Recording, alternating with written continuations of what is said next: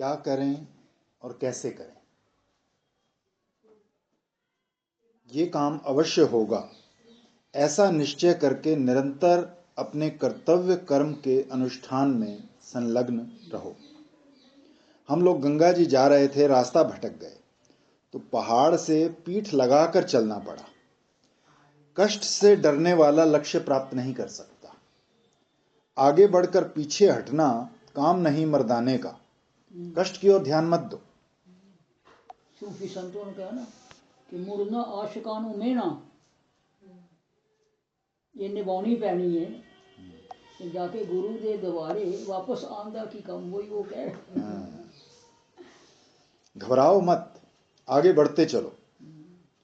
उठना चाहिए, जागना चाहिए, समृद्धिदायी कर्मों में लग जाना चाहिए। मनुष्य ढोंगी न बन जाए, दूसरों को धोखा न देने लगे, अपने को धोखा देकर भ्रम में न पड़ा रहे, इसलिए कर्म करने की रीति है। सतोगुण में फंसना नहीं, तमोगुण में खोना नहीं, पूरी लगन से चलना।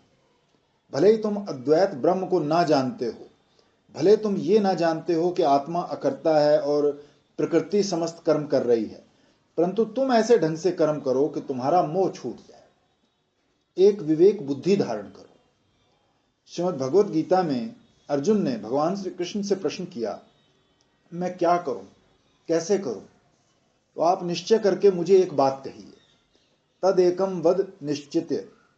तो भगवान श्री कृष्ण ने अर्जुन से कहा, युद्धस्व, तुम कर्म करो। अध्यात्म चित्त से सब कर्म का मुझ में संन्यास करके आशाहीन और ममताहीन होकर बिना व्यथा के युद्ध करो। यही तो मुश्किल बात है। आशाहीन और ममताहीन हो के कर्म करो, जब ठीक है हो गया तो भी ठीक, नहीं हुआ तो भी। भगवान श्री कृष्ण कहते हैं, अपने समस्त कर्मों का दायित्व मुझ पर छोड़ दो। 35 वर्ष पूर्व की बात है। एक सेठ के बंगले पर 200-250 मजदूर चढ़ गए तो सेठ ने डर कर गोली चलाई। 2-4 मजदूर मारे गए, भीड़ भाग गई, पुलिस आई, मुकदमा चला। न्यायालय में सेठ के जमादार ने कहा, रक्षा करने का दायित्व मेरा है, अतः गोली मैंने चलाई थी। तो सेठ जी छूट गए और जमादार को 2-3 महीने की सजा हुई। और सुनो, मेरे गांव के पास एक खेत की मेड़ पर 2 व्यक्ति बंदूक लेकर पहरा दे रहे थे। रात में 50-60 व्यक्ति उस खेत की मेड़ काटने आए, जिससे पानी भरकर खेत डूब जाए। पहरा देने वालों ने गोली चलाई, 8-10 व्यक्ति मारे गए। गोली चलाने वाले भाग गए। उनके बड़े भाई ने न्यायालय में कहा कि अपना प्राण बचाने के लिए गोली मैंने चलाई थी। वो 108 दिन तक प्रतिदिन 108 हनुमान चालीसा का पाठ करते रहे। न्यायालय ने उन्हें निर्दोष कहकर छोड़ दिया। कहने का तात्पर्य यह है कि जब हम स्वयं देह इंद्रिय मन से हुए कर्मों को अपना बतलाने लगते हैं, तब हमें उन कर्मों का फल भोगना पड़ता है। और जब हम कह लेते हैं कि अंतःकरण मेरा, शरीर मेरा, इंद्रियां मेरी, इनसे किए कर्म मेरे, तो भगवान कहते हैं, जब करण करणी, कर्म कर्मी, फल फली बनने में तुम्हें इतनी आसक्ति है तो इसे तुम ही लो, तुम ही भोगो और क्या। भगवान किसी पर बलात् कर्म या कर्म फल नहीं लादते। श्री मध्वाचार्य जी कहते हैं, जीव ने भ्रांति से अपने को कर्ता मान लिया है और भगवान ही सब कर्म कर रहे हैं, ये समझ लेना। ये है कि यदि हम करता है नहीं, और फिर क्यों कहते हैं कि पूर्व जन्म कृतम पापम अवश्य में भोगतव्य। जब हम करते ही नहीं है, मतलब सिर्फ मानने की बात है ना।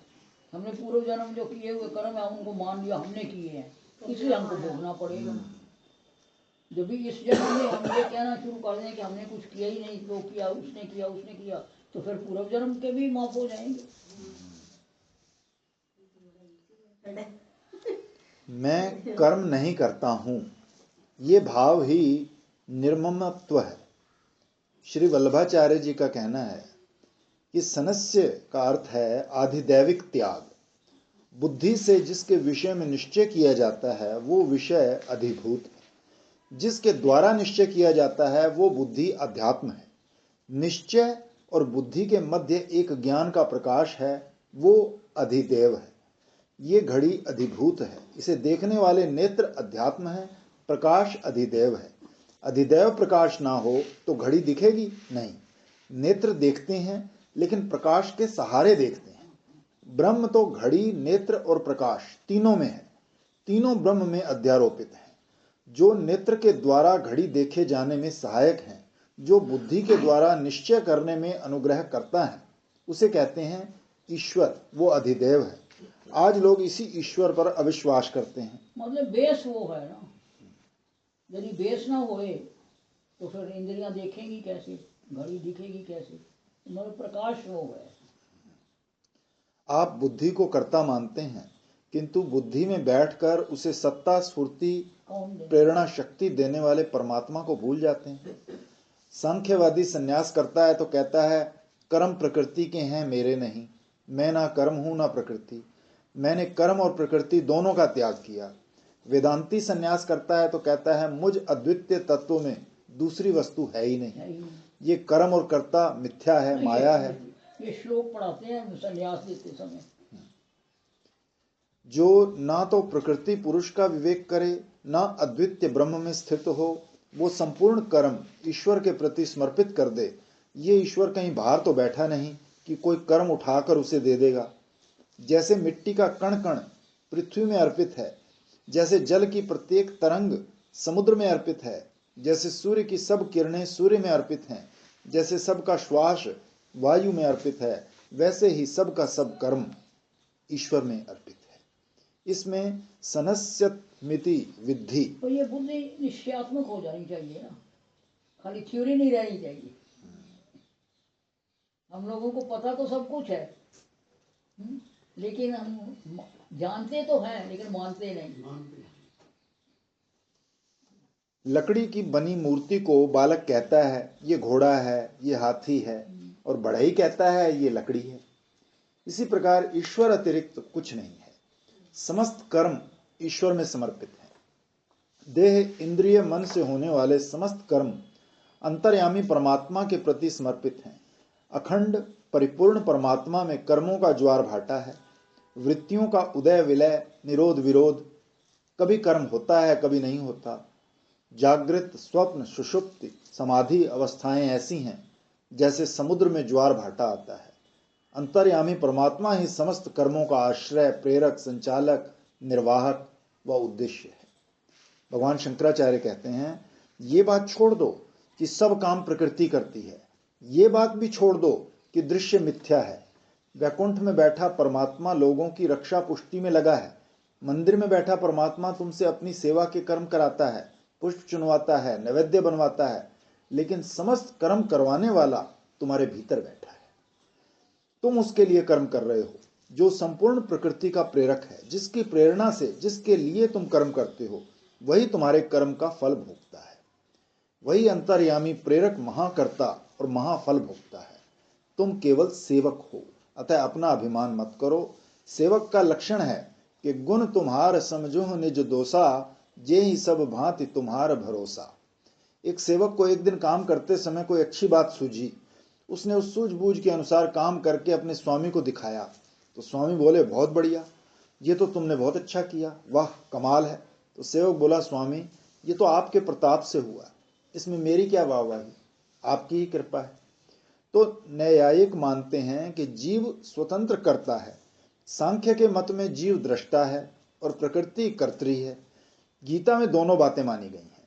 जीव अकेला किसी दृष्टि से कर्म नहीं कर सकता, उसे प्रकृति की और प्रकृति के उपकरणों की सहायता लेनी पड़ती है। प्रकृति स्वयं स्वतंत्र रूप से कुछ नहीं कर सकती, उसमें भी कर्ता चाहिए। हाथ में रक्त दौड़ता है, किंतु हाथ जोड़ने के लिए अहंकार का संयोग चाहिए। यदि हाथ से किसी को मारना हो तो भी अहंकार का संयोग आवश्यक है। प्रकृति से रक्ताभिसरण, मल अपसरण, अन्न, पाक, केश, नख आदि वृद्धि तो होती ही है, किंतु धर्म अधर्म नहीं होता। हाथ जोड़ना रूप धर्म और घुसा मारना रूप अधर्म तो अहंकार पूर्वक ही होगा।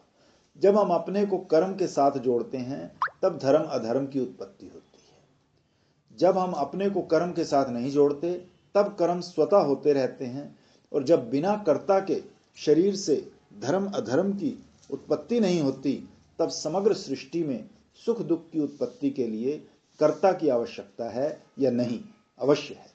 इसी से गीता की मान्यता है कि कर्म करने में ना तो जीव स्वतंत्र है और ना प्रकृति। भगवान श्री कृष्ण कहते हैं मध्याध्यक्षेण प्रकृति सूयते सच्चर आचरम। जैसे देह में अध्यक्ष जीवात्मा है, वैसे ही प्रकृति में अध्यक्ष ईश्वर है। कार्य रूप देह में अध्यक्ष जीव और कारण रूप प्रकृति में अध्यक्ष ईश्वर है। देह में जीव कर्ता होकर धर्म अधर्म उत्पन्न करता है, प्रकृति में ईश्वर कर्ता होकर जीवों के धर्म अधर्म का फल देता है। मैं मनुष्य हूँ, ब्राह्मण क्षत्रिय वैश्य शूद्र हूँ, ब्रह्मचारी गृहस्थी वानप्रस्थी सन्यासी हूँ इत्यादि अहंकार से मोह में पड़कर जीव कर्ता बन गया है। जब आप यंत्र पर बैठ गए तो यंत्र के दोष आपको प्राप्त हो गए। अतः देह में से अपने मैं को निकालना है। मैं का स्वरूप जानकर, मैं ही तो मरता नहीं है। मैं का स्वरूप जानकर ही आप देह में से अपने मैं को निकाल सकेंगे। मैं का स्वरूप जानकर ही आप देह में से अपने मैं को निकाल सकेंगे। अहम में निरअहम हो सकेंगे। अहम में निरतिशय वृहद ब्रह्म की अनुभूति कर सकेंगे। एक बार श्री मधुसूदन सरस्वती से किसी ने कहा, आपने अद्वैत सिद्धि बड़ा उत्तम ग्रंथ लिखा है, किंतु द्वैतवादी निंदा करते हैं। तो इस पर श्री मधुसूदन सरस्वती ने कहा, इस अद्वैत सिद्धि ग्रंथ का जो कर्ता है उसकी स्तुति करो या निंदा करो, मुझ में तो कर्तृत्व है नहीं, क्योंकि मैं तो अद्वितीय अनुभव स्वरूप आत्मा हूँ। निंदा स्तुति कर्ता का स्पर्श करते हैं, मैं कर्ता नहीं हूँ। जो प्रेरक है कर्ता है, वही फल भोगता है। श्री रामानुजाचार्य जी कहते हैं, कर्ता ही अंतःकरण में प्रविष्ट होकर कर्म करा रहा है। जो हमारे हृदय में ही रहता है, जो हृदय से भी अंतरंग है, जिसे हृदय जानता नहीं, हृदय भी जिसका शरीर है, जो हृदय के भीतर रहकर हृदय का नियंत्रण करता है, वही आपका परम प्रेमास्पद अंतर्यामी अमृत आत्मा है। श्री मनु जी महाराज कहते हैं, वो सबका प्रशासन करने वाला है। भगवान श्री कृष्ण कहते हैं, मैं सबके हृदय में सन्निविष्ट हूँ।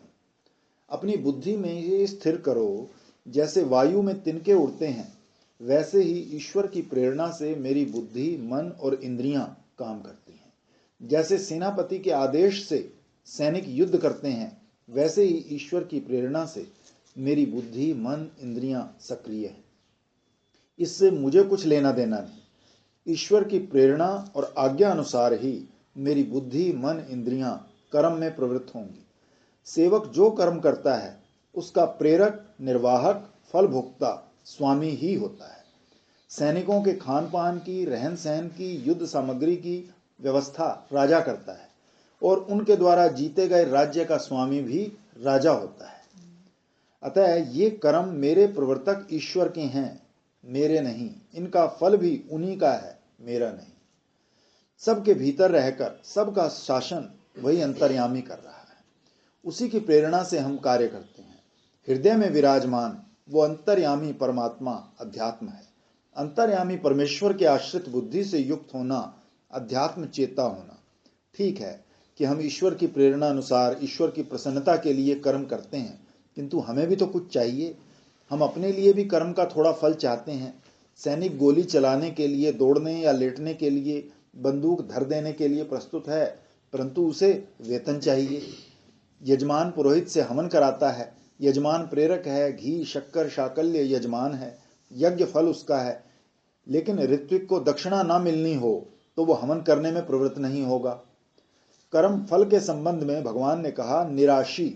जैसे सैनिक राजा से वेतन पाने की, जैसे ऋत्विक यजमान से दक्षिणा पाने की आशा करता है, वैसे ईश्वर से फल पाने की आशा मत करना। कर्म फल को ईश्वर पर छोड़ो, उसे अपने ऊपर मत लो। फल के द्वारा भी कर्म में ममता होती है। मेरे अभिष्ट का साधन होने से ये कर्म मेरे लिए है। एक वेदाचार्य बहुत उच्च स्वर से वेद पाठ करते थे।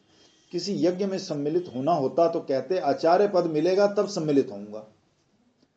ये भी तय कर लेते, आचार्य को दूसरों से दुगनी दक्षिणा मिलनी चाहिए। उनकी ये समता थी कि मैं जैसा कर्म करा सकता हूं, दूसरा वैसा नहीं करा सकता। कर्म करने में जो ऐश्वर्य बोध होता है वो अपने प्रति ना करके परमेश्वर के प्रति रखो। आगे के लिए आशा मत करो। वर्तमान में किसी में ये मेरा मेरा मत कहो। जो मेरा कहता है वो मैं भी कहता है। यदि ये रुमाल मेरा है तो मैं ये समझता हूं, आत्मा पर अनात्म वस्तु के अध्यारोप की पद्धति यही है कि हम उस वस्तु को अपनी समझते हैं, इससे हम उस वस्तु वाले बन जाते हैं। वेदांत की रीति से पहले ममता छूटती है और पीछे अहंता। ममता रहते अहंकार छूट नहीं सकता। जिसकी संसार में कोई वस्तु, व्यक्ति, कर्म या वृत्ति है वो उस वाला है, कर्ता भोक्ता है, परिच्छिन्न है। वैराग्य की प्रधानता से ममता कटती है और विवेक की प्रधानता से अहमता कटती है।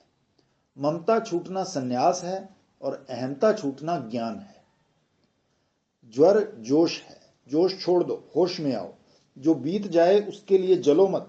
जब युधिष्ठिर स्वर्ग आरोहण के लिए चले तो मार्ग में द्रौपदी, सहदेव, नकुल, अर्जुन, भीम क्रमशः गिरते चले गए, लेकिन युधिष्ठिर ने मुड़कर भी नहीं देखा, आगे बढ़ते रहे। स्वामी श्री शरणानंद जी गंगोत्री जा रहे थे, मार्ग में बीमार हो गए, रुकना पड़ा, लेकिन साथ के सब लोग उन्हें छोड़कर चले गए। जब वो स्वस्थ हो गए तो नेत्रहीन होने पर भी अकेले गंगोत्री की ओर चल पड़े। वो तो उनकी भाषा ही ऐसी थी, यहाँ जाया करते हैं लोग, सुनाते हैं, मैं तो खैर देखा तो नहीं, हो आगे आगे घुसने लगते हैं ना, तो लोग बाबा तुम्हें दिखता तो है नहीं, क्या आगे आगे घुस रहा है क्राउड।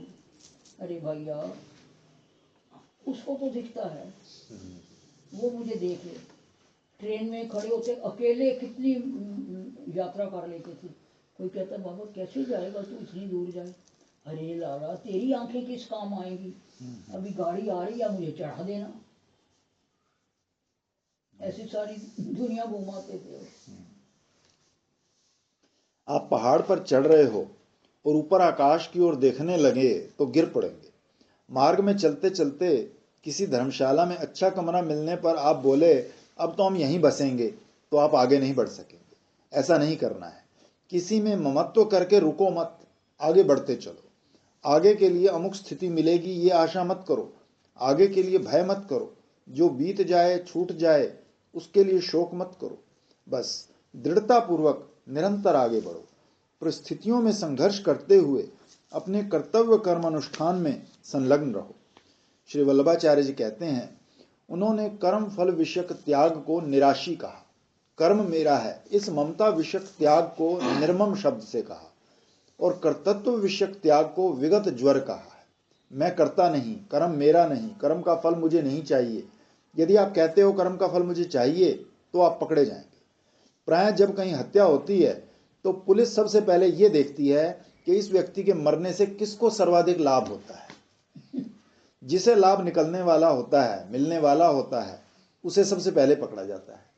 अब कर्म से हमारा कोई लाभ नहीं है, जिस हथियार से हत्या हुई वो हमारा नहीं है, हमने किया ये हमारी स्वीकृति भी नहीं है, तो ऐसी अवस्था में कोई कैसे कहेगा, कैसे सिद्ध कर सकेगा कि ये कर्म हमने किया है। एक संत की बात सुनाते हैं, वो उनके मन में आया कि अयोध्या चले।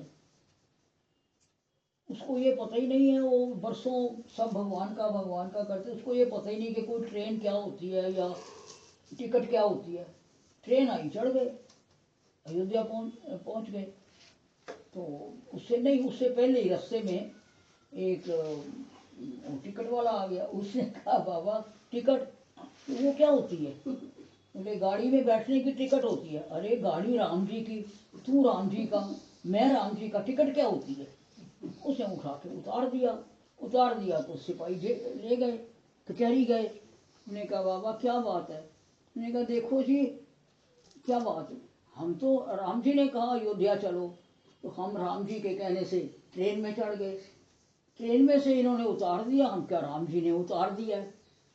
अब वो यहाँ ले आए, आप जानो हमें कुछ पता नहीं।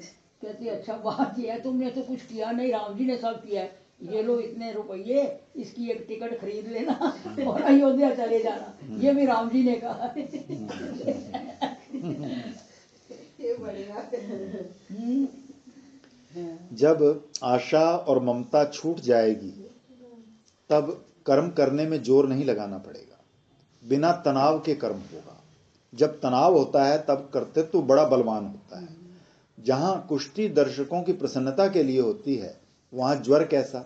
जहां ईश्वर की प्रेरणा से, ईश्वर की अध्यक्षता में, ईश्वर की प्रसन्नता के लिए ही कर्म अनुष्ठान होता है, वहां राग द्वेष मोह ममता अपेक्षा का क्या काम। वहां तो हम सहज स्वभाव से ही निराशी निर्मम विगत ज्वर होते हैं। वहां तो जहां जहां चलूं सोई परिक्रमा, जो जो करूं सो पूजा। तो जब मनुष्य एक कर्म में प्रवृत्त होता है तब उसे उस कर्म का अंत करना पड़ता है। कर्म को प्रारंभ करके उसे पूर्ण ना करना अकल्याणकारी होता है। तैरते रहते गंगा के आधे तक पहुंचकर यदि कोई कहे अब मैं थक गया हूं तो तैरना बंद कर देता हूं, तो किनारे पर खड़ा व्यक्ति कहेगा थोड़ा और साहस करके तैर जाओ, नहीं तो डूब जाओगे। विवाह उपरांत पत्नी के गृह प्रवेश करने पर यदि कोई पुरुष कहे कि अब मुझे संन्यास ग्रहण करना है, तो वहां उपस्थित अन्य सभी कहेंगे अब तो तुम्हें अपने धर्म पत्नी का पालन करना होगा, अब तो संन्यास लेना तुम्हारे लिए पाप है। यदि संन्यास लेना ही था तो विवाह से पहले कर लेते। कलकत्ते की बात है, जब बारात पहुंची और द्वाराचार होने लगा तो लड़का बोला मैं विवाह नहीं करूंगा। तो इस बात पर लोग खूब बिगड़े, बोले जब तुम्हें विवाह नहीं करना था तो लड़की क्यों पसंद की, सगाई क्यों कराई, बारात के साथ क्यों आए, अब तो करना पड़ेगा। जब यज्ञ प्रारंभ कर दिया तो पूर्णाहुति करनी पड़ती है, जब कर्म प्रारंभ कर दिया तो उसका अंत करना पड़ता है। अतः युद्धस्व, युद्ध की संपूर्ण तैयारी हो गई, सेनाएं एकत्र कर ली गई, शंख बज चुके, तब अर्जुन कहता है मैं युद्ध नहीं करूंगा। तो भगवान श्री कृष्ण कहते हैं ये नहीं चलेगा। कर्म को प्रारंभ करके उसे पूर्ण ना करना अकल्याणकारी होता है। अतः युद्धस्व। अर्जुन ने कहा भगवान इस समय हमारे कर्णधार आप ही हैं। अतः भगवान अर्जुन के शोक मोह का निवारण करते हैं। एक व्यक्ति कहीं जा रहा था, मार्ग में समाचार मिला आगे पुल टूट गया है, मार्ग ठीक नहीं है, रुक जाओ। वो व्यक्ति रुक गया। इतने में दूसरा समाचार मिला पुल बन गया है, मार्ग ठीक हो गया है, आगे आओ। तो ये आगे जाओ आदेश नहीं है, वो व्यक्ति पहले से ही जा रहा था, पुल का टूटना सुनकर रुका था। अतः आगे जाओ रुकावट के भ्रम को दूर करना मात्र है। इसी प्रकार युद्धस्व, युद्ध करने की आज्ञा नहीं है। अर्जुन तो पहले से युद्ध करने ही आया था, लेकिन युद्ध भूमि में उसके युद्ध करने की प्रवृत्ति में जो शोक मोह की बाधा आ गई थी, भगवान उसे दूर करते हैं। कर्म करें तो उसे पूर्ण रूप से करें, बेमन से ना करें, पछताते हुए ना करें। एक बार मैं और मेरे एक मित्र यात्रा के लिए निकले, एक स्टेशन पर मैं रह गया और वो ट्रेन में चढ़ गए। ट्रेन छूट गई, सर्दी का समय था, कपड़े उनके पास थे, पैसे मेरे पास। मैंने खाने के लिए कुछ खरीदा, अब उसे मुख में डालूं तो गले से नीचे ना उतरे। तो इस प्रकार अनेक बार मनुष्य पछताते पछताते भी कर्म करता है। जीवन का मूल स्रोत ज्ञान प्रसन्नता का कोष आपके हृदय में है।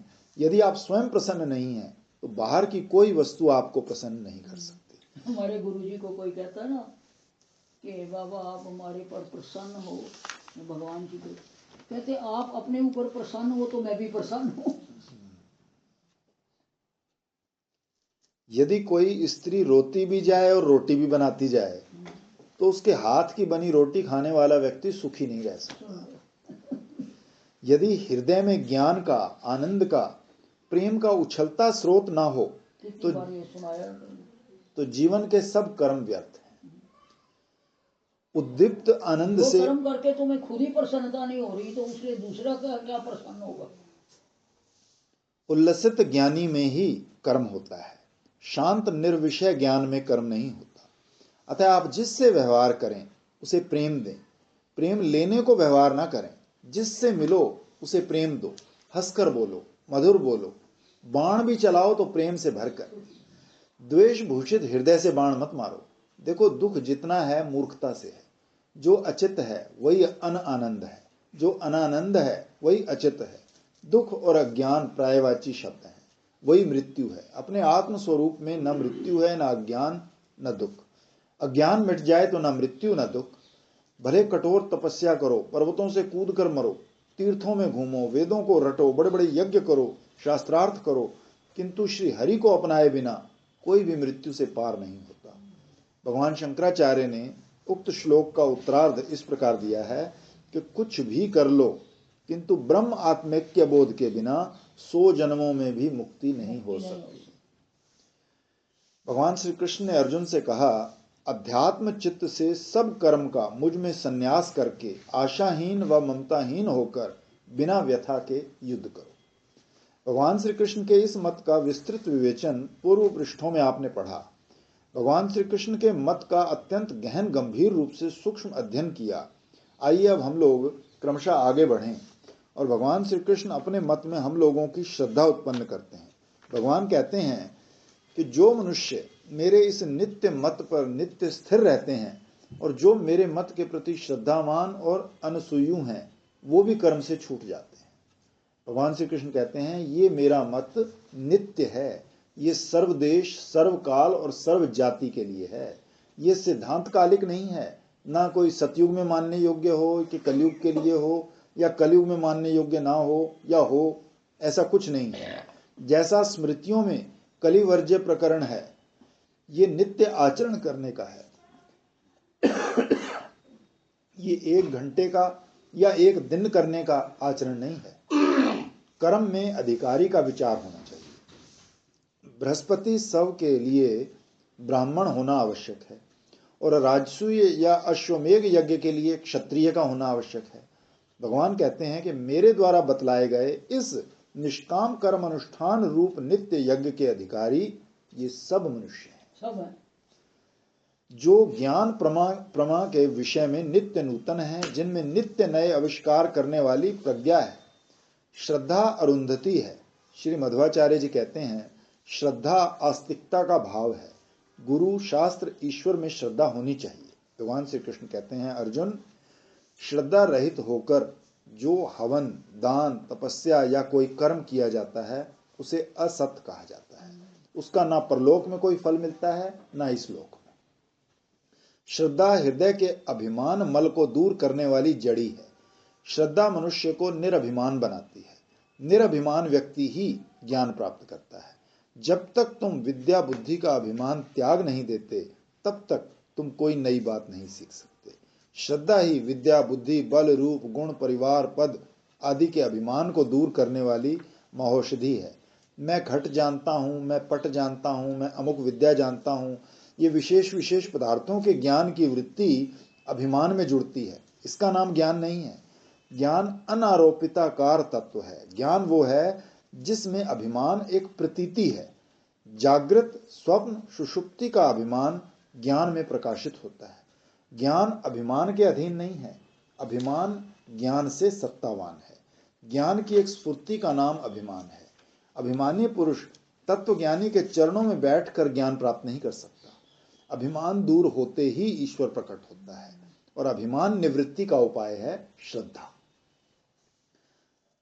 जिसमें असूया नहीं है वो अनुसूयु है। जो अनुसूयु है वो असूया नहीं करते। असूया वंध्या है, उससे कोई फल नहीं निकलता। दूसरे के गुणों में दोष ढूंढ निकालने की वृत्ति का नाम असूया है। एक सज्जन संध्या कर रहे थे। हमारा सारा दिन काम यही है, सबके गुणों में दोष निकालना। तो कल परसों आया था ना, कल आया था कटियार। मैंने कहा क्या समस्या है भाई, क्या आजकल? उसकी पत्नी बड़ी जरा कठोर टाइप है। कहते वो हर एक में कोई ना कोई दोष निकालती है। मैंने कहा अजीब प्रकृति है। मैं कहा वो अपने दोष दूसरों पर आरोप करती है। एक सज्जन संध्या कर रहे थे। मैंने कहा वो बड़े प्रेम से संध्या करने में लगे हैं। तो दूसरे सज्जन बोले आप क्या जाने, ये तो दिखावे की संध्या है। तो संध्या में भी दोष निकाल। तो ये असूया हुई। अनसूया अदोष दृष्टि है। श्रद्धा का अर्थ है सामने वाले में दोष नहीं है, स्वयं निर्दोष होकर निर्दोष से मिलो। जो मनुष्य मेरे होकर निर्दोष से मिलो। जो मनुष्य मेरे इस निष्कामता के मत पर स्थिर रहते हैं वो तो मुक्त हो ही जाते हैं। जो इस मत पर स्थिर नहीं रहते लेकिन जो इस पर श्रद्धा करते हैं और इसमें दोष नहीं निकालते वो भी कर्मों से मुक्त हो।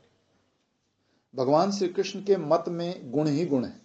भले इस समय तुम्हारे शरीर से निष्काम कर्म अनुष्ठान न होता हो, किंतु यदि ये सिद्धांत तुम्हारी बुद्धि में उतर गया है और तुम्हारे मन ने इसे पसंद कर लिया तो कभी ना कभी तुम्हारे जीवन में ये निष्काम कर्म योग समाहित होगा और तुम स्वकर्म बंधन से मुक्त हो जाओगे। देखो, यदि तुम्हारे कर्म में कामना नहीं है, अभिमान नहीं है और व्यक्तिगत सुख स्वार्थ प्रेरित संकीर्ण दृष्टि नहीं है तो कर्म करते हुए भी तुम कर्म बंधन से मुक्त हो। बंधन कामना का है। जो सकाम कर्म करता है वो बंधन में पड़ता है। कामना में परिच्छिन्नता है। यदि तुम किसी वस्तु को अप्राप्त नहीं मानते तो उसे चाहते क्यों हो? यदि तुम किसी वस्तु को अप्राप्त मानते हो और उसे चाहते हो तो तुम अपने को परिच्छिन्न अवश्य मानते हो। अपनी अपरिच्छिन्नता ब्रह्मता के अज्ञान से कामना होती है। कामना का अर्थ है तुम अपने को अभावग्रस्त मान रहे हो कि अमुक वस्तु मेरे पास नहीं है, वो मुझे चाहिए। अमुक वस्तु तुम्हारे पास इसलिए नहीं है कि तुम एक शरीर में मैं करके बैठे हो, तुम एक शरीर में बंदी हो। यदि तुम अपने को अबद्ध जानते तो तुम्हें कुछ भी अप्राप्त नहीं होता और तुम निष्काम हो जाते। आप्त काम निष्काम होने पर तुम अपने को अविद्या जनित कामना मूलक कर्म बंधन से मुक्त अनुभव करते। ब्रह्मज्ञानी के संबंध में ऐसा वर्णन आता है कि राजा के शरीर में बैठकर वो नाना पदार्थ भोजन कर रहा है, इंद्र के देह में बैठकर वो अप्सराओं के साथ विहार कर रहा है, वैकुंठ में पार्षदों का स्वामी बनकर बैठा है, किंतु स्त्रियों के साथ विहार करते हुए अथवा सवारी से यात्रा करते हुए अथवा वयस्कों के साथ खेलते हुए भी उसे ये स्मृति ही नहीं होती कि मैं शरीर हूं। परमार्थ सत्य की अनुभूति के लिए निष्कामता आवश्यक है। दृष्टार्थ कर्म परिस्थिति के अनुसार होता है और अदृष्टार्थ कर्म शास्त्र के अनुसार होता है। सकाम कर्म में 4 दोष हैं। अपनी अनंतता अज्ञात है, दूसरा अपनी परिच्छिन्नता की भ्रांति है, तीसरा सुख मुझ में नहीं अन्य में है, चौथा सुख शांति में नहीं भोग में है। इन 4 बातों के होने से ही कामना होती है और ये निश्चय होता है कि भोग कर्मजन्य है। भोग प्राप्ति हेतु कर्म अनुष्ठान आवश्यक हो जाता है। ऐसी अवस्था में कामना कर्म और भोग का चक्र चलता रहता है और कर्म बंधन से छूटना। क्या हो रहा है? उपनिषद में आया कि हृदय में वृत्तियों और विषयों की गांठ पड़ गई है। वस्तुतः न वृत्तियां कष्ट देती हैं न विषय, इनमें पड़ी गांठ अवश्य कष्ट देती है। गांठ यही है कि वृत्ति बार बार किसी एक विषय को स्मरण कराती है। तभी उस दिन उसका बाप कहता था ना, जो हमारे अंदर घुस गया है उसको कैसे निकाले। अतः भगवान कहते हैं कि अपने हृदय से वासना निकाल दो, काम करो किंतु अपने हृदय में विषयों की गांठ मत पड़े। कई लोग ऐसे होते हैं जो काम किए बिना रह नहीं सकते। तुम्हारे कर्म करने का तात्पर्य क्या है? वासना पूर्ति या वासना निवृत्ति? तुम्हें सुख स्वाद किस में आता है, वासना पूर्ति में या वासना निवृत्ति में? एक मनुष्य का मन कर्म की ओर भटक गया और दूसरे मनुष्य का मन भोग की ओर भटक गया। अब वो आत्म उन्मुख कैसे हों? काम का सुख बाहर है और आत्मा भीतर। एक स्त्री का पति कमरे में है और वो स्वयं छज्जे में खड़ी होकर सड़क की ओर देख रही है। जब तक सड़क की ओर देखना बंद नहीं करती तो कमरे में बैठे पति की ओर मुख नहीं फेरती, तब तक उसे पति के दर्शन नहीं हो सकते। इसी प्रकार जिसका मुख विषय प्रवाह की ओर है वो भी भीतर बैठे परमात्मा को नहीं देख पाता। जो अपने मुख भीतर मोड़ेगा वही आत्म रूप में बैठे परमात्मा का दर्शन प्राप्त करेगा। उसकी वासना स्वतः मिट। पहले जब मैं ऋषिकेश में गृहस्थों के सत्संग में जाता तो वहां चर्चा होती निष्काम कर्म से मुक्ति मिलती है। सन्यासियों के सत्संग में चर्चा होती केवल ज्ञान से मुक्ति मिलती है। मैं बिना भेदभाव के गृहस्थ सन्यासी शैव शाक्त वैष्णव राधा स्वामी कबीर पंथी औघड़ों के सत्संग में भी जाता था। देखो, परमात्मा की प्राप्ति तत्व ज्ञान से होती है। जो सिद्ध वस्तु यहीं अभी ये रूप में विद्यमान है वो ज्ञात होकर ही कल्याण रूप हो सकती है। उसमें केवल अज्ञान का ही व्यवधान है। अज्ञान दूर होगा ज्ञान से और ज्ञान होगा शुद्ध अंतःकरण से। प्रश्न है कि अंतःकरण की शुद्धि कर्म अनुष्ठान से होती है या कर्म त्याग से? एक व्यक्ति ने कोई कर्म इसलिए किया कि उस कर्म से अमुक सज्जन प्रसन्न होंगे और तब प्रसन्न होकर अपनी पुत्री से उसका विवाह कर देंगे। अब भला बताओ कि उस सकाम भाव संपन्न कर्म अनुष्ठान से उस व्यक्ति का अंतःकरण शुद्ध होगा, उसे तत्व ज्ञान होगा? तो एक व्यक्ति को जब पक्का विश्वास मिल गया कि मठ की गद्दी उसे ही मिलेगी तब उसने संन्यास लिया। तो इस प्रकार यदि कोई सकाम भाव संपन्न होकर कर्म त्याग करे तो क्या उसका अंतःकरण शुद्ध होगा, उसे तत्व ज्ञान होगा? पक्का कर लिया कि फल मुझे ही मिलेगा तो संन्यास लेता हूं, नहीं तो नहीं लेता। तो भाई मेरे, कामना ही अंतःकरण की अशुद्धि है। जब मनुष्य सकाम भावापन्न होता है तब वो कर्म अनुष्ठान करके भी बंधता है और कर्म त्याग करके भी। बंधन कामना का है, बंधन छुड़ाने वाला तो निष्काम भाव है। एक ने निष्काम भाव से कर्म अनुष्ठान किया और एक ने निष्काम भाव से कर्म त्याग किया। इन दोनों का अंतःकरण शुद्ध होगा और तत्व ज्ञान का योग्य अधिकारी होगा। निष्कामता ही अंतःकरण की शुद्धि है। जब बाह्य वस्तु प्राप्ति की कामना नहीं होती तब ज्ञान कोई नाम रूप आकार नहीं पकड़ता। इसीलिए योग शास्त्र में लिखा हुआ है 12 साल गुरु की निष्कामता से सेवा करो तो जाके इतनी चित्त शुद्धि होती है कि कुंडली जागृत होती है। तो 12 साल निर्धारित है। तो हमारे गुरु जी कहते हम बड़े चालाक गुरु हैं। क्या कहते एक आदमी गया, उसको सिंपल गुरु था, उसने कहा अहम ब्रह्मस्मि। ये क्या है? तो मुझे पता ही है अहम ब्रह्मस्मि में क्या रखा है।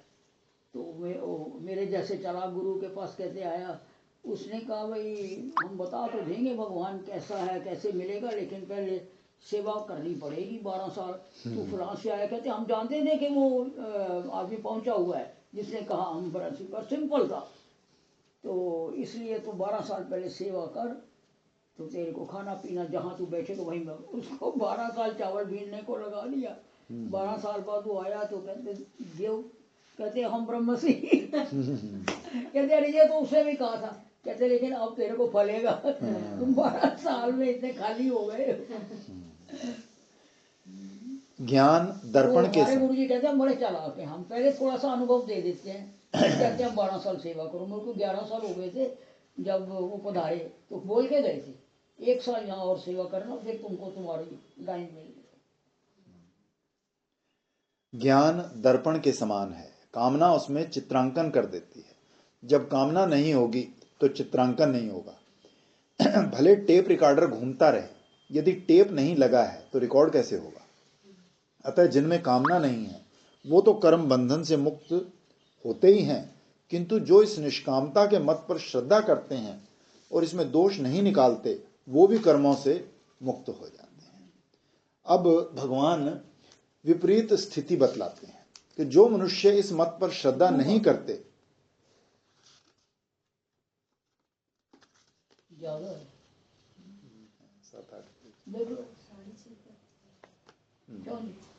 पढ़ लो 6:30 तक, हमें तो कोई वो नहीं है, 6:30 तक पढ़ लेते हैं।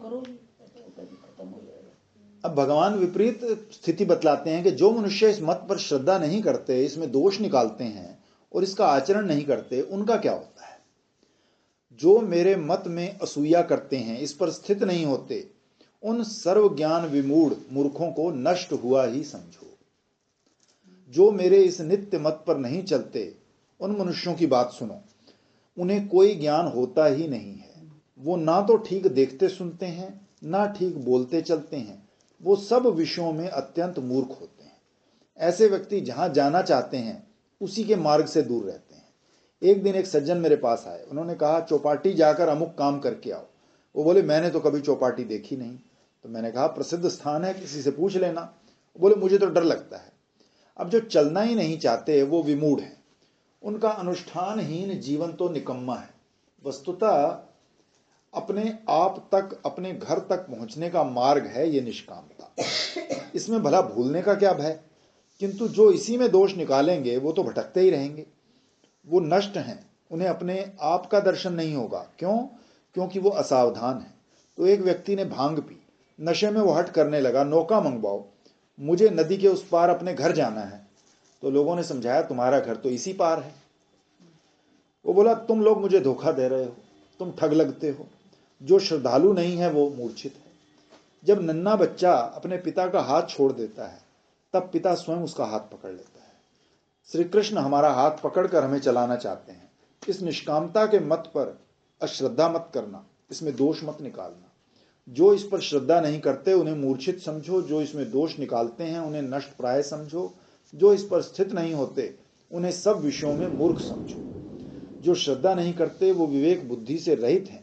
किसी वृद्ध ने किसी युवक से कहा अफीम खाने से नशा होता है, तो युवक बोला मैं खा कर देखूंगा। अश्रद्धालु होना, अपने बड़ों के अनुभव से लाभ ना उठाना, ये मूर्खता है। श्रद्धा और विवेक के ना होने से आज अभी मिलने वाला ज्ञान, अनुभव की प्राप्ति में देर तो होती ही है, बल्कि श्रम, पीड़ा और भोगनी पड़ती है। जैन महात्माओं ने कहा जिसमें श्रद्धा नहीं है उसने ज्ञान को ही तिलांजलि दे रखी है। श्रद्धावान लभते ज्ञानम। कई लोग कार्य भी करते आते हैं और उसमें दोष भी देखते जाते हैं।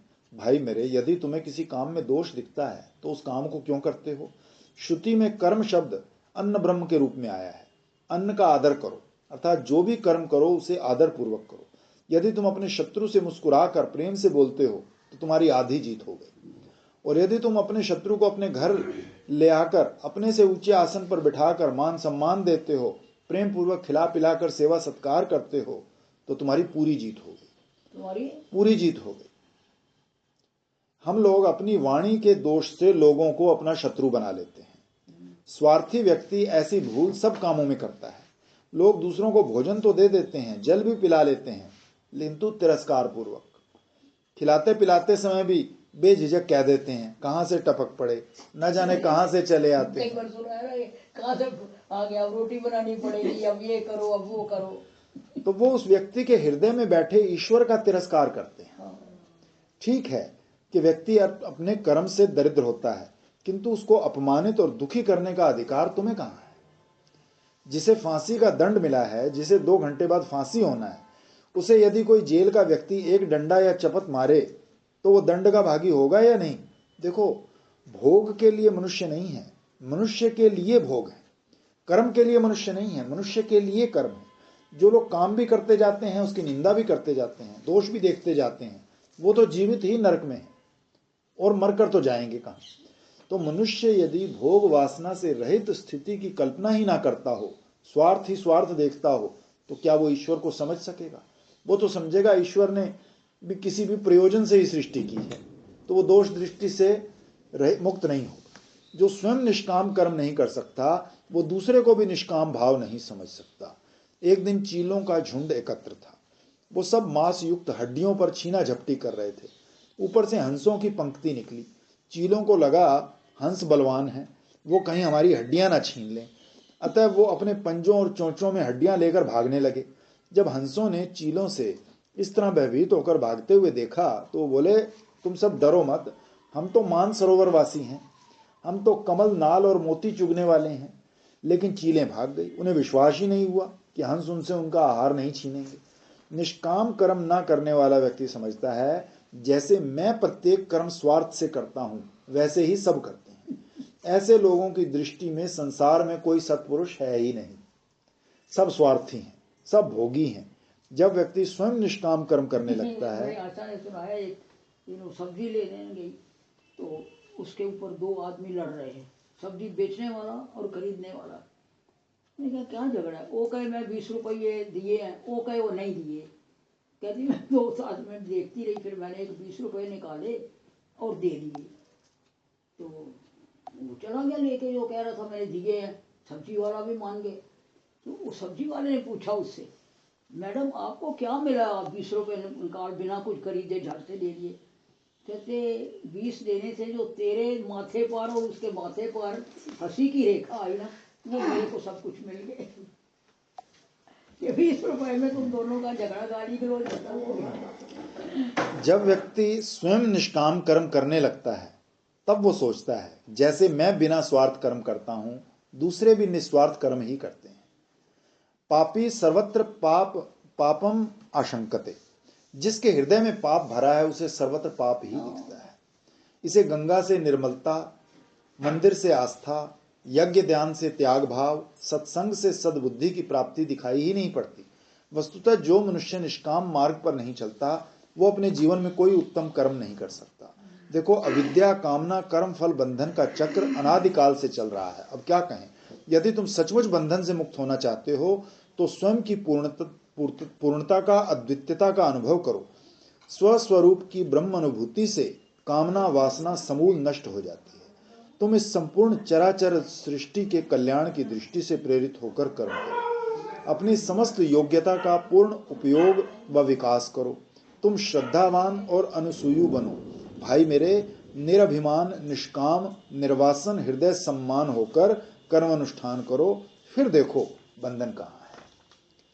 पाप का प्रवर्तक कौन है? आइए अब हम इस प्रश्न पर एक दृष्टिपात करें। सबसे पहले हम ये समझें कि पाप क्या है, फिर हम ये विचार करेंगे कि मनुष्य को पाप में कौन प्रवृत्त करता है। जब यह निश्चय हो जाता है कि पाप का प्रवर्तक कौन है, तब मनुष्य सहज स्वभाव से पाप प्रवर्तक उच्छेद की इच्छा और प्रयास करता है। इस दृष्टि से देखें तो हमारे समक्ष 3 प्रश्न हैं। पहला, पाप क्या है? दूसरा, मनुष्य पाप क्यों करता है? तीसरा, पाप का मूलोच्छेद कैसे? देखो, भगवान शंकराचार्य कहते हैं पाप के सींग या पूंछ नहीं होती। हम भगवत प्राप्ति के लिए पूर्णता का अनुभव करने के लिए मनुष्य हुए हैं। इस अनुभव में जो बाधा डालता है वो पाप है। हम कहीं जाना चाहते हैं, जिस अनुभव, जो काम हमारे, जो हमारा लक्ष्य है, जिसके लिए हमें ये शरीर मिला है, उसमें जो बाधा डाले वो पाप है। पाप की परिभाषा सिर्फ यही नहीं है दूसरे को मारना या धोखा देना ही नहीं। पाप की परिभाषा देखो क्या करो, जो हमारे लक्ष्य में बाधा डाले वही पाप है। हम कहीं जाना चाहते हैं, मार्ग में कोई काल नेमी मिले, हमारे मार्ग में बाधा डाले, वही पाप है। बद्रीनाथ से 4-6 मील ऊपर वसुधारा में एक साधु रहते थे। थोड़े टीन डाल रखे थे, थोड़ा आटा आलू रखते थे। जब वो वहां की कठिनाई नहीं सह सके तब मुंबई आए। बोले चंदा करा दो, कुटिया बनवाएंगे। भाई मेरे, यदि कुटिया ही बनवानी है तो वसुधारा में रहने का हट क्यों? भजन तो गया छूट और कुटिया बनवाने की चिंता, ये पाप है। श्री रामानुजाचार्य कहते हैं जब मनुष्य ईश्वर की ओर चलता है तब उसे संसार के विषयों का चिंतन प्रिय नहीं लगता। उसके लिए पाप कर्म की तो चर्चा ही क्या है। जिस वस्तु के चिंतन से उसके ईश्वर चिंतन में बाधा पड़ती है उसे वो पसंद नहीं करता, उसी को पाप मानता है। विषय चिंतन ही पाप है। विषयों का ध्यान करने से उसमें आसक्ति होती है। विषय आसक्ति से काम, काम से क्रोध, क्रोध से मोह, मोह से स्मृति भ्रंश, स्मृति भ्रंश से बुद्धि नाश और बुद्धि नाश से सर्वनाश। इस प्रकार काम क्रोध नाश का मार्ग है। नाश का मार्ग किसी भी चीज में जो हमें लगे स्पष्ट कि ये मेरे मार्ग में बाधा डाल रही है, कब ये छूटेगी, तो उसको त्याग करने का कोशिश करनी चाहिए। श्री मध्वाचार्य कहते हैं पाप के कारण अनेक होते हैं। मनुष्य वासना, संग, मूर्खता अथवा राग द्वेष के कारण पाप करता है। अर्जुन का प्रश्न है पाप का सबसे बलवान कारण क्या है? उत्तर मीमांसा का कहना है कर्म जड़ है। जड़ वस्तु स्वयं अपना फल नहीं दे सकती, अतः कर्म फल देने वाला कोई चेतन ईश्वर है। यदि ईश्वर ही कर्म का फल सुख दुख देने वाला है तो ईश्वर कर्म कराने वाला नहीं हो सकता। स्वयं ईश्वर ही पाप कराए और फिर उस पाप का फल दुख जीव को दे, ये तो असंगत है। तो क्या प्रकृति पाप पुण्य कराती है? नहीं, प्रकृति में कर्तृत्व नहीं होता। प्रकृति के कुछ नियम हैं, उन नियमों के अनुसार प्रकृति सहज गति से चलती है। जागृत, स्वप्न और सुषुप्ति ये अवस्थाएं बदलती रहती हैं। प्रकृति के अनुसार सहज चेष्टा होती है। आजकल तो लोग एक दिन व्याख्यान सुनकर ही अपने को सिद्ध मान लेते हैं, उनकी साधना में रुचि ही नहीं है। एक दिन मेरे घर बहुत अतिथि आ गए, सब खाटें भर गई। रात्रि को 11-12 बजे एक और मित्र आ गया, तो उन्हें मैंने अपने साथ अपनी खाट पर सुला लिया। जब वो सो गए तो उनकी नाक बजने लगी, नाक से स्पष्ट निकलने लगा ओम नमः शिवाय। एक बार जनगणना हो रही थी तो कांग्रेस ने उसका बहिष्कार कर रखा था। मैं कांग्रेस में था, अतः मैंने अपने घर पर डाले गए जनगणना के अंक मिटा दिए। तो कानूनगो ठाकुर झगरू सिंह के साथ डिप्टी कलेक्टर घोड़ों पर चढ़कर जांच करने आए। तो अचानक कानूनगो का घोड़ा खड़ा हो गया, तो वो गिरे और सर पर चोट लगी। तो उठकर घोड़े पर बैठ तो गए, किंतु अपने स्थान पर जाकर मूर्छित हो गए। मूर्छा में उनका शरीर खाट पर से 2-3 फुट उछलता था और मुख से जोर से निकलता था हरि ओम तत्सत। एक व्यक्ति बचपन से राम नाम का विठल विठल करते थे ना, जब तो आसन से ऐसे 3 फुट ऊपर चढ़ जाते, विठले विठले करते, नाचने लग जाते। एक व्यक्ति बचपन से राम राम का जप करते थे। एक दिन मेरे घर पर घोड़े से गिरकर मूर्छित हो गए। मूर्छा में भी उनकी उंगलियां जप करने के समान चलती रहती थी। जप करते करते उनके लिए स्वाभाविक हो गया था। ऐसे प्रकृति कर्म करते करते बन जाती है और सहज गति से चलती है। सामान्य रूप से प्रवर्तक ईश्वर है, तब विशेष चेष्टा का प्रवर्तक कौन है? इसमें मान सकते हैं कि विहित चेष्टा का प्रवर्तक शास्त्र है, तो जीवन में बुराई कहां से आती है? वासना का प्रबल होने पर, ना चाहने पर भी लोग पाप आचरण कर बैठते हैं। देखो, चेष्टा तो प्रकृति से होती है, किंतु चेष्टा मात्र से धर्म अधर्म नहीं होता। चलना चेष्टा है, किंतु चलना ना धर्म है ना अधर्म। परोपकार के लिए चलना धर्म और हत्या के लिए चलना अधर्म। चेष्टा में वासना का योग होने पर वो धर्म या अधर्म होती है। स्वधर्म का त्याग कर पर धर्म में प्रवृत्ति वासना पूर्वक होती है। तो ये वासना कहाँ से आई? राग द्वेष से। तब तो यूं कहें वासना कहाँ से आई? राग द्वेष। तब यूं कहें कि राग द्वेष के वश होकर मनुष्य धर्म अधर्म करता है। राग का ही नाम है काम और द्वेष का नाम क्रोध। अव्यवस्थित काम क्रोध के कारण अधर्म अनुष्ठान वृत्ति का उदय अंतःकरण में होता है। लेकिन उपनिषद में शुद्ध अंतःकरण अधिकारी का है। वो तो सीधे सीधे कहा है कि परमात्मा प्रेरक है, वो मन का भी मन, प्राण का भी प्राण है, उसी की प्रेरणा से सब अपने अपने काम में लगते हैं।